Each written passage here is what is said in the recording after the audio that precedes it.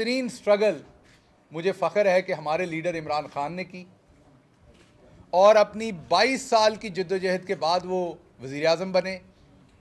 और ये शमा जो उन्होंने जलाई 1996 में, मकसद उसका ये था कि जो दो तबकाती निज़ाम हैं, दो कानून हैं, एक अमीर के लिए एक गरीब के लिए, जो गरीब का इस्तेसाल है तमाम आसाइशें अमीर के लिए हैं। अभी एक वर्ल्ड बैंक की रिपोर्ट आई है जिसमें ये सामने आया कि बड़ा हिस्सा जो पाकिस्तान में रिसोर्सेज का है, यार चुप रहिएगा ज़रा, आप सुन लें, जो बड़ा हिस्सा पाकिस्तान में रिसोर्सेज का है वो अशराफिया के ऊपर सर्फ हो जाता है। तो ये जमात बनाई गई थी, इन अंधेरों के ख़िलाफ़ लड़ने के लिए शमा जलाई गई थी। बहुत सारे दोस्त पूछते हैं कि जी वो सारे मकासद तो अचीव नहीं हुए, वो हो भी नहीं सकते कभी 100% तो, लेकिन उसकी जस्तजू आपने करनी होती है। और अल्लाह रब्बुल इज़्ज़त ने और मोहम्मद मुस्तफ़ा सल्लल्लाहु अलैहि वसल्लम की वसातत से आपने दुआ करनी होती है और कोशिश करनी होती है, जो इमरान खान कर रहे हैं। बहुत सारी चीज़ें अचीव की, बहुत सारी नहीं हुई। कुछ चीज़ें अचीव की कि मिडिल क्लास के वो लोग जो उन ऐवानों में कभी दाखिल भी होने का सोच नहीं सकते थे, आज उन ऐवानों का हिस्सा हैं और आपकी बुलंद आवाज़ बने हुए हैं। आपने कभी नहीं सुना था कि कोई हुकूमत अपने दौरे हुकूमत में अपने किसी वज़ीर मशीर पर मुकदमा बनने दे, उनको अंदर जाने दे, उनसे इस्तीफ़े ले। आपके सामने ये हुआ।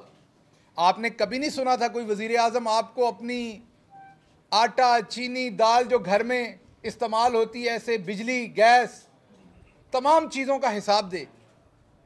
मैं आज आपको एक वाक़या सुनाता हूँ मुल्तान की नवीयत से, आप हैरान होंगे। एक मुल्क के दौरे पे प्राइम मिनिस्टर साहब के लिए एक फ़ोन ख़रीदा गया जो ज़रूरी था। ये मैं मुल्तान से एक्सक्लूसिव दे रहा हूँ।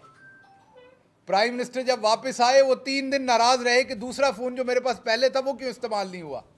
हालांकि उसमें कुछ टेक्निकल और कुछ स्ट्रेटजिक ज़रूरत थी कि वो एक नया फ़ोन लिया जाना था।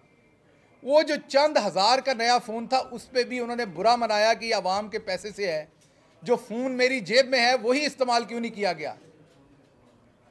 तो आपको सिर्फ मैं ये बताना चाहता हूँ कि वो शख्स अब 22 साल की जद्दोजहद के बाद वज़ीर आज़म है, जो आपके एक एक पैसे की रखवाली करता है। तो पीटीआई के तमाम वर्कर्स को, क्योंकि हमारी असल ताकत वो वर्कर है, जो हमारी रीढ़ की हड्डी है, जिसने इस दो पार्टी निज़ाम के ख़िलाफ़ लड़ाई लड़ी, इमरान खान की आवाज़ पे लब्बैक कहा, हमारे सोशल मीडिया के जवान जिन्होंने शाना बशाना ये लड़ाई लड़ी, और आज हम हुकूमत में हैं और आवाम की खिदमत कर रहे हैं। अब मैं जल्दी से आता हूँ, उसके बाद मेरे दोनों दोस्त बात करेंगे, ज़ैन कुरैशी साहब और डोगर साहब, जो मुल्तान से, साउथ पंजाब से आपको चीज़ें बताएंगे जो बुनियादी यहाँ के मसाइल हैं। मैं मोटी मोटी 3-4 बातें करना चाहता हूँ। सबसे पहला मौजू है हमारे प्यारे नबी मोहम्मद मुस्तफ़ा सल्लल्लाहु अलैहि वसल्लम और उनकी नामूस। आपके सामने मुल्तान जो औलिया अल्लाह का शहर है, जिसने बर्रे सगीर में इस्लाम फैलाने में कलीदी किरदार अदा किया और एक मुबारक शहर है, उस शहर की वसातत से आपके सामने ये रखना चाहता हूँ कि ये तो आपको पता है कि प्राइम मिनिस्टर इमरान खान ने यूनाइटेड नेशंस में बात की, यूएन की जो दूसरी कमेटीज़ थी उनके ऊपर जब मौका मिला, जो इंटरनेशनल जितने भी सरबराहान थे उनके साथ जब भी मौका मिला, तो हमेशा ये बात की और बताया कि मोहम्मद मुस्तफ़ा सल्लल्लाहु अलैहि वसल्लम के इश्क के बग़ैर हमारे दिल, हमारी रूह, हमारा ईमान अधूरा है। और जब कोई उनकी नामूस के बारे में बात करता है तो पूरी दुनिया के मुसलमान तड़प उठते हैं, और उसी तरह से पाकिस्तान के मुसलमान भी तड़प उठते हैं। तो आपके वज़ीर आज़म ने आपकी दर्द, आपकी तकलीफ़ उन हेड ऑफ स्टेट्स को, उन सरबराहान ममलकत को पहुँचाई। उसमें मुसलमान सरबराहान ममलकत भी हैं कि आएँ मिल के आवाज़ उठाएँ। आपको याद है कि तमाम सरबराहान ममलकत जो मुसलमान मुल्कों के हैं, उनको खतूत लिखे गए वज़ीर आज़म साहब की तरफ से कि आएँ मिल के ये मुद्दा उठाएँ, और जो दूसरे मुल्क हैं उनसे भी ये बात की गई। उसके साथ साथ मैं खराज तहसीन पेश करना चाहूँगा हमारे वज़ीर ख़ारजा शाह महमूद कुरैशी साहब को, जो आपको पता है कि ख़ुद इस शहर से भी हैं और एक पढ़ी लिखी और उसके साथ साथ एक सूफिया से इज़्ज़त एहतराम और खून का रिश्ता रखने वाली शख्सियत, उन्होंने भी भरपूर जोर लगाया जो वो लगा सकते थे। और अभी तक ईरान वो गए थे, अभी थोड़ी देर पहले आपको पता है, वहाँ पर जो उनके वज़ीर ख़ारजा थे उनसे बात की कि आए मिल के आवाज़ उठाएं। टर्की के वज़ीर ख़ारजा के साथ उन्होंने बात की, यूएई के साथ उन्होंने बात की, और अभी रमज़ान के अंदर इंशाल्लाह, अभी फ़ॉरेन ऑफिस फॉर्मली बताएगा कब, इंशाल्लाह प्राइम मिनिस्टर साहब और वज़ीर ख़ारजा दोनों सऊदी अरब के दौरे पे जाएंगे।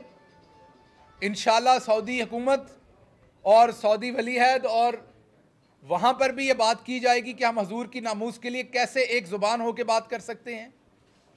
तो प्राइम मिनिस्टर साहब की लीडरशिप में जो वज़ीर ख़ारजा साहब ने काम किया वो भी काबिल सताइश है। इसके साथ साथ आपको याद होना चाहिए कि जो काउंसिल ऑफ फॉरेन मिनिस्टर्स थी जो 2020 में मियामी में हुई थी, उसमें वज़ीर ख़ारजा ने प्राइम मिनिस्टर की इंस्ट्रक्शन पर बहुत मेहनत करके एक रेजोल्यूशन टेबल की और उसे पास करवाया। और वो रेजोल्यूशन यही डिमांड करती थी पूरी दुनिया से कि हमारे सबके हबीब मोहम्मद मुस्तफ़ा सल्लल्लाहु अलैहि वसल्लम की नामूस पे कोई हर्फ ना लाया जाए। तो ये आपको सिर्फ बताना चाहता था रमज़ान के तवस्सुत से, मुल्तान के तवस्सुत से, कि इंशाल्लाह इस बात पर इमरान खान कभी ना एक इंच पीछे हटेगा, ना एक इंच गफलत होगी। पुराने हुक्मरानों वाला काम नहीं है कि इधर सुल्तान राय वाली बढ़कें और बाहर जाकर कभी कोई बात नहीं करनी। मैं ये नहीं कह रहा खुदा न खास्ता कि वो नबी करीम सल्लल्लाहु अलैहि वसल्लम से मोहब्बत नहीं करते, वो उतनी मोहब्बत करते हैं जितनी मैं करता हूँ, उतने ही मुसलमान हैं। लेकिन फॉरेन डिप्लोमेसी हर बंदे का काम नहीं होता, इंटरनेशनल फोरम्स को एंगेज करना हर बंदे के कद की बात नहीं होती। अब मैं आता हूँ आपके शहर की तरफ, 2-3 बातें, उसके बाद आपके जो मुअज़्ज़िज़ीन हैं यहाँ से वो आपसे बात करेंगे। आपको पता है कि इस शहर से कोई छोटी शख्सियात नहीं रही। यहाँ से मखदूम सज्जाद हुसैन कुरैशी साहब, मुस्तफ़ा खर साहब, यूसुफ रज़ा गिलानी साहब, जावेद हाशमी साहब, मखदूम अहमद महमूद साहब भी सऊद से हैं, फ़ारूक लगारी साहब मरहूम भी, सरदार जुल्फ़कार खोसा साहब भी, और भी मैं बहुत कदावर कुछ शख्सियात का नाम इस टाइम नहीं ले पा रहा, लेकिन बहुत सारी कदावर शख्सियात यहाँ से हुई।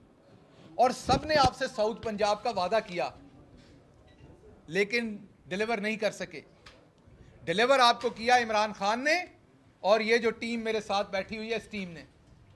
और ये आसान सफ़र नहीं था, मैं आपको ये बताऊं। साउथ पंजाब की आबादी 32% है, बजट में उसको हिस्सा दिया जाता रहा 17%। वो जो बनारस के ठग हैं उनकी कार्रवाई ये थी कि आपको जब वो बजट बनाते थे तो इतना हिस्सा देते थे साउथ पंजाब में कि हम सेंटर वाले कहते थे साउथ पंजाब ने तो पेरिस बन जाना इस साल। उसके बाद वो सारा पैसा इकट्ठा करके कहीं और ले जाते थे। 265 अरब रुपया आखिरी 7 सालों में शहबाज शरीफ ने यहां से लूटा साउथ पंजाब से। और चलें अगर वो सेंटर पंजाब या नॉर्थ पंजाब में हमारे किसी भाई के काम आ गया होता अच्छे तरीके से तो वो भी मान लेते हैं। वो ऐसे ही प्रोजेक्ट्स पे बना जैसा आपका मेट्रो है यहाँ पर। मैंने सुना है 28 के 30 बसों से शुरू हुआ था, आज 8 बसें रह गई क्योंकि पैसेंजर नहीं है। और इंफ्रास्ट्रक्चर बना के तबाही कर दी। 80 अरब रुपए का प्रोजेक्ट आपके शहर को दिया, जबकि आपको यहाँ सीवरेज का निज़ाम चाहिए था, आपको यहाँ पर हस्पताल चाहिए थे बेहतर। अभी जो 12 हस्पताल बन रहे हैं अल्लाह का शुक्र, उनमें से 5 साउथ पंजाब में बन रहे हैं। पहली दफ़ा आपके बजट में पिछले साल से 32% आबादी के ऊपर 33% बजट रखा गया, 17% नहीं। और अब प्राइम मिनिस्टर साहब की स्पेशल इंस्ट्रक्शन पर, मैं दोबारा रिपीट कर रहा हूं, प्राइम मिनिस्टर इमरान खान की स्पेशल इंस्ट्रक्शन पर आपके लिए जॉब कोटा रखने की एक मंजूरी देने जा रही है गवर्नमेंट। आपकी 32% आबादी, आपको 32 से 33% पंजाब में कोटा रखने जाएंगे। और इसके अलावा जो भी साउथ पंजाब में जो पीछे रह गए हमारे अजला, उनको बराबर लाने के लिए हर मुमकिन कोशिश की जाएगी। यूनिवर्सिटियां देखें तो 12 यूनिवर्सिटियों में 3 से 4 यहां बन रही हैं। हर चीज में बराबर का हक मिलेगा, बल्कि कुछ चीजों में ज्यादा मिलेगा ताकि आप आगे आ सकें। जैसा कि प्राइमरी स्कूल्स की अपग्रेडेशन में साउथ पंजाब का हिस्सा 38 से 40% रखा गया है। तो इंशाल्लाह अब साउथ पंजाब आगे चलेगा नहीं, दौड़ेगा, क्योंकि अब आपके पास एक अच्छी टीम बैठी है जो आपके लिए बात करती है, इस्लामाबाद में भी, लाहौर में भी, और कुछ चीज़ों में होगी आपकी डिससेटिस्फेक्शन कि ये स्लो है। आपको पता है जो सिस्टम 40 साल में जिसका बेड़ा गर्क किया उसको ठीक करते हुए वक्त लगना है। एक आखिरी बात मैं क्विकली कर दूं अपने दोस्तों को माइक देने से पहले, और वो ये है कि ये पहला रमज़ान है, अल्लाह का शुक्र है, मोहम्मद मुस्तफ़ा सल्लल्लाहु अलैहि वसल्लम की खास रहमत है इमरान खान पे, क्योंकि वो सच्चे आशिक़ रसूल हैं। ये पहला रमज़ान है कम से कम मेरी होश में, और आप गवाही देंगे सारे। और ये मैंने लिस्ट अभी यहाँ से मंगवाई थी, मैं टीवी के तवस्सुत से बता दूँ, यहाँ पर जितने मेरे ये रिपोर्टर दोस्त बैठे हैं मुल्तान के, जिनमें से बहुत सारों को मैं पहले या दूसरी दफ़ा मिल रहा हूँ, इनसे मैंने ये वेरीफाई करवाई कि ये मेरे बंदे ने जो मुझे लिस्ट दी ये झूठी तो नहीं दी, ये वो कुछ सरकारी रेट तो नहीं दिए जो असल में नहीं मिलते। इन सारे मुअज़्ज़ज़ जर्नलिस्टों ने कहा नहीं ये रेट ठीक हैं। तो ये पहली दफ़ा हो रहा है पिछले बहुत सारे सालों की तारीख में कि रमज़ान में कीमतें ऊपर जाने की बजाय नीचे आ रही हैं। अगर आप देखें तो टमाटर 31% नीचे आया है। आज यहां मुल्तान में ये दोस्त मुझे सारे बता रहे हैं कि टमाटर 20 रुपए किलो मिल रहा है। ये मैं नहीं बोल रहा, ये मिल रहा है दुकान से, ये मैं मंडी का रेट नहीं दे रहा आपको। इसी तरीके से दूसरी तमाम चीज़ें, प्याज हो वो 20 रुपए किलो मिल रहा है, सरकारी रेट इससे भी कम है लेकिन 20 रुपए किलो मिल रहा है। अगर मैं बात करूं प्याज की तो 9% कम हुआ है जब से रमज़ान आया है।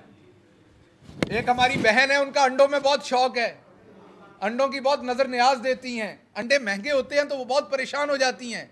मेरी उस बहन को मेरा पैगाम है कि अंडे 9% सस्ते हो गए हैं, रमज़ान में नज़र न्याज का वैसे भी ज़्यादा सवाब मिलता है, तो दिल खोल के अंडे खरीदिए अब आप।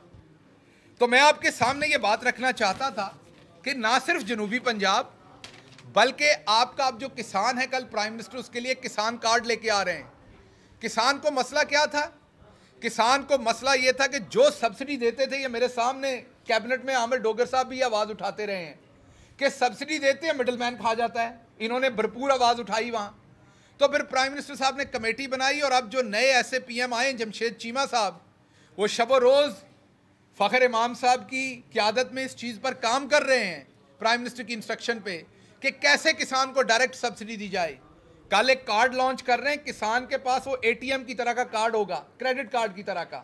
आप खाद की दुकान पे जाके डायरेक्ट खाद खरीद सकेंगे, वो सब्सिडी आपके नाम पे होगी, आपके अंगूठे के साथ होगी, कोई खा नहीं सकेगा।